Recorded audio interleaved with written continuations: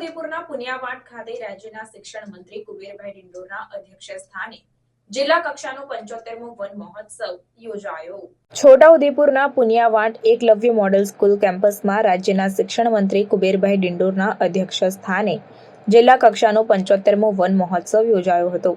આ કાર્યક્રમમાં કુબેરભાઈ ડિંડોર દ્વારા વન્ય પેદાશો દ્વારા જે પૂરક આવક મળી રહે તે માટે સમાજ આપી અને ગુજરાતના દરેક વ્યક્તિ એક વૃક્ષ ઉછેરે તો હરિયાળી ક્રાંતિ થઈ જાય તેમ જણાવીને કહ્યું કે ક્લીન ગુજરાત બને તો જ સંકલ્પ પરિપૂર્ણ થાય તેમ જણાવ્યું હતું।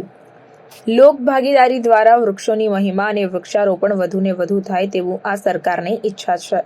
સમાજમાં વડીલો સહભાગી બને અને યુવાનો સહભાગી બને તો હું નથી માનતો કે આવનારા સમયમાં વૃક્ષોમાં સવિશેષ વધારો થશે તો ઓક્સિજનની માત્રા પણ જળવાશે અને આજે ક્લાઇમેટ ચેન્જ થયું છે, વાતાવરણમાં જે પરિવર્તન થયું છે તેનું પુનઃ સ્થાપન થઈ શકશે। તેના માટે રાજ્ય સરકાર અને કેન્દ્ર સરકાર તથા ફોરેસ્ટ વિભાગના કર્મચારીઓ સવિશેષ તેમાં યોગદાન આપી રહ્યા છે તેમ પણ જણાવ્યું હતું।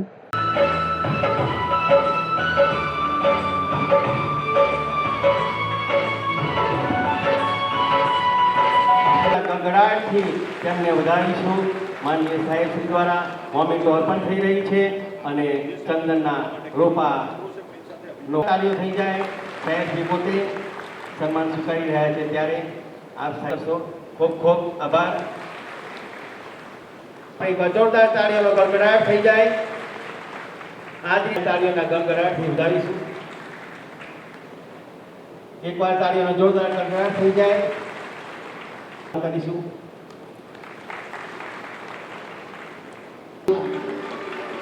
તાળી એ સન્માનનું પ્રતીક છે। હું જયંતિભાઈ રાઠવા સાહેબ વિનંતી કરું, આવો સાહેબ આજના કાર્યક્રમ માટે પ્રેરક।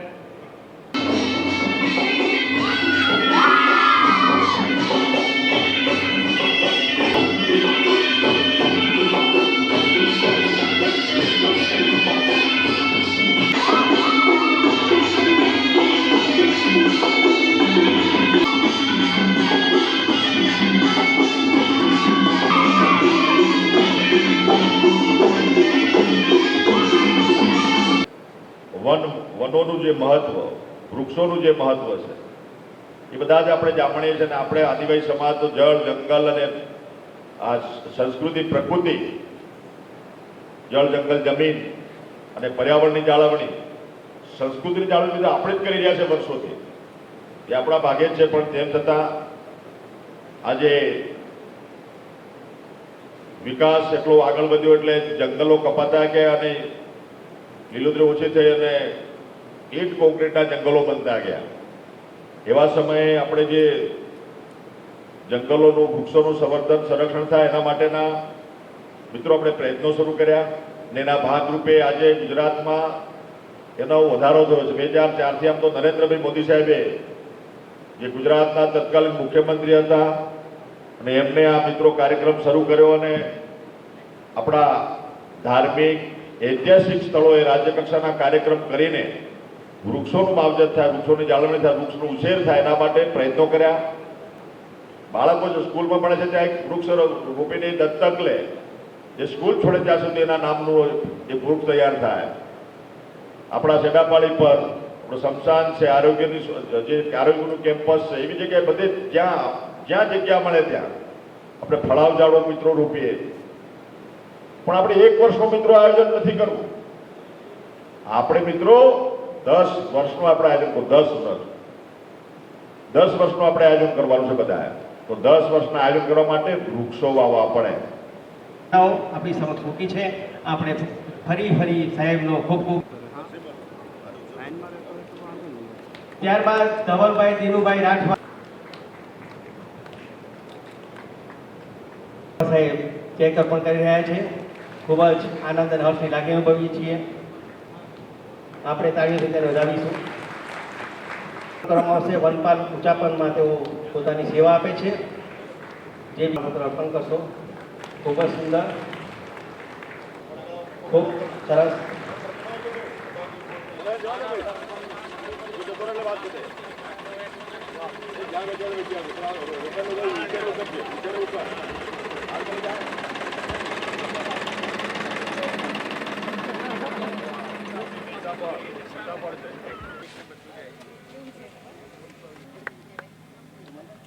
આગળનું સિંદૂર છે પછી પેલો સિંદૂરનું ઝાડ આવ્યું આજ રસ્તે આવું છું ને આ રસ્તે આવું છું મુકેશભાઈ એટલે ઉમેશભાઈ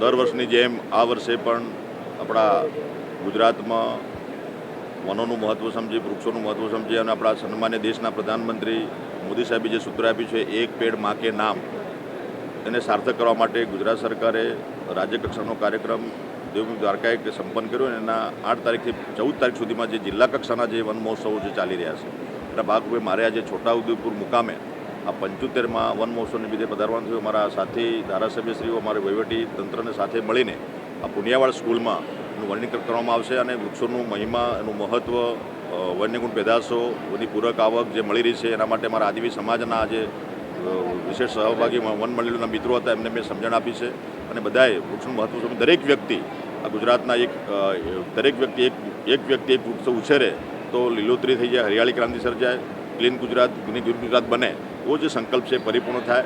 લોક ભાગીદારીથી આપણે આ વૃક્ષની મહિમા અને વૃક્ષારોપણ વધુમાં વધુ થાય એવું સરકારની ઈચ્છા છે. સાથે સમાજના વડીલો પણ આમાં સહભાગી બને, યુવાનો સહભાગી બને. તો હું નથી માનતો કે આવનારા સમયમાં આજે વૃક્ષો આપણે વધ્યા છે પણ સવિશેષમાં વધારો થશે તો ઓક્સિજનની માત્રા પણ જળવાશે અને આ જે ક્લાઇમેટ ચેન્જ જે થયું છે, વાતાવરણમાં જે પરિવર્તન થયું છે ફરી પુનઃ એનું સ્થાપન થઈ શકશે. એના માટે રાજ્ય સરકાર અને કેન્દ્ર સરકાર અને અમારા ફોરેસ્ટ વિભાગના કર્મચારીઓ સવિશેષ એમાં યોગદાન આપી રહ્યા છે.